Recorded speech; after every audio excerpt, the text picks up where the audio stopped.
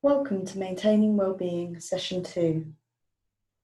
In this session, we'll be looking at how we can keep our brain active and our mind healthy. Our focus will be learning. Before we begin, press pause and grab a pen and paper.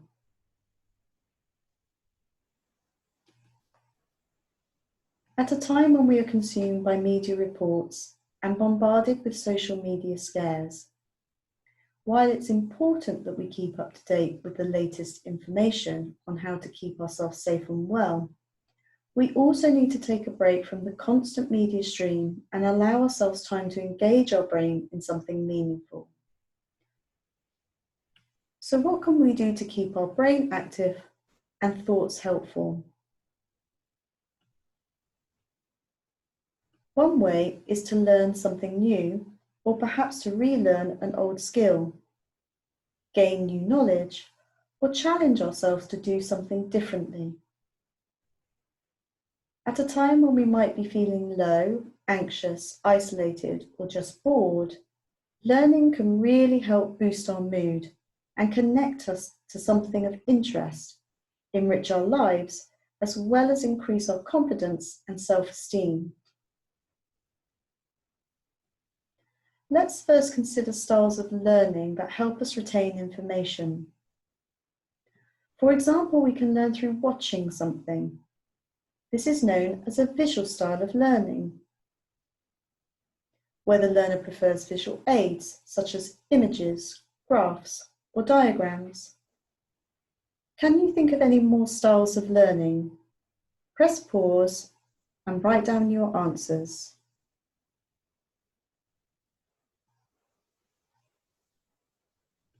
There are many different styles of learning. Here are some additional styles. Auditory, where the learner prefers to listen to what is being presented from group discussions or lectures. Reading and writing, for those who like taking notes or reading instructions. Or the kinesthetic learner who favours touch, a hands-on approach and learning through experience or role play. A simple way to remember these styles is in the acronym VARC: visual, auditory, reading and writing, kinesthetic.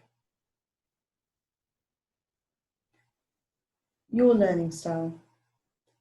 Take a moment now to consider what your learning style might be. Reflect on how you like to learn. Do you like to watch something or write things down? Perhaps you retain information by listening to others, or maybe you like to have a go at it yourself. Take some time now to reflect on your learning style.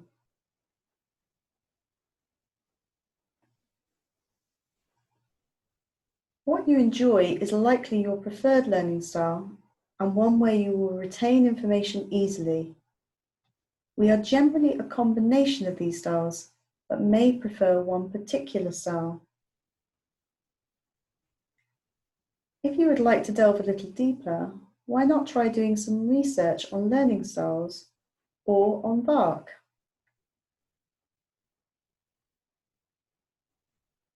Now let's consider what you enjoy, what your interests are, and what you feel passionate about.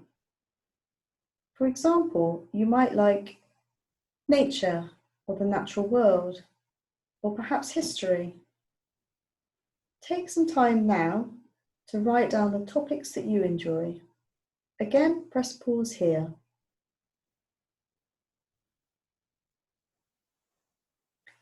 Here are some additional ideas. Perhaps you enjoy being in the kitchen and so enjoy cooking or baking. Maybe you have a flair for fashion and the creative arts. Perhaps you enjoy travel or geography. Or maybe you're really into your fitness and health or sports. Maybe you like to debate politics or follow a particular religion or spiritual path, or just enjoy science. Once you have your topic, try and narrow it down. So, For example, if it was nature, it might be a love of birds or British wildlife. Geography, a particular interest in a continent or country. Really take some time to think about the things that interest you. You can do this over the coming days and weeks. Don't worry if you can't think of anything yet. On the next few slides, we will consider ways we can learn by gathering some inspiration from the things around us.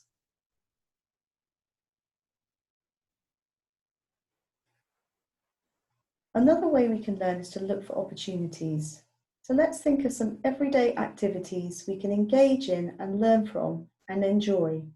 For example, reading a book or doing a crossword, or to join a free online course or find a new recipe. Write down as many ideas as you can. Press pause here.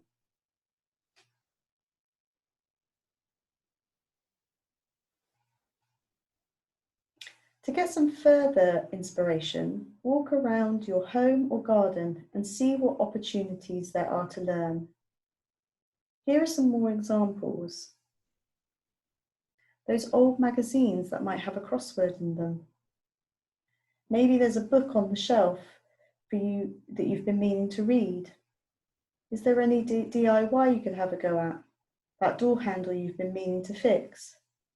Learn about the plants in your garden or home. Or rummage in your kitchen cupboards and create a new recipe. Or see how many ways you can cook an egg.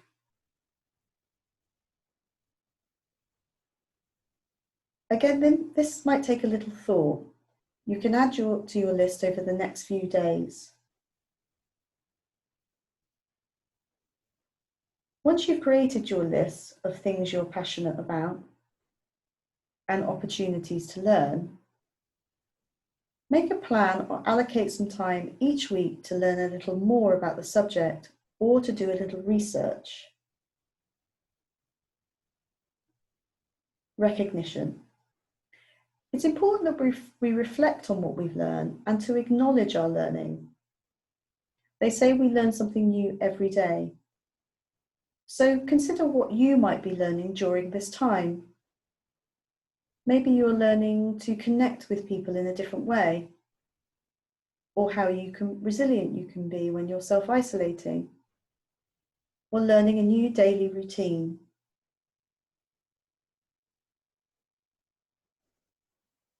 Can you remember what you've learned today? Try to recall each learning style we looked at earlier.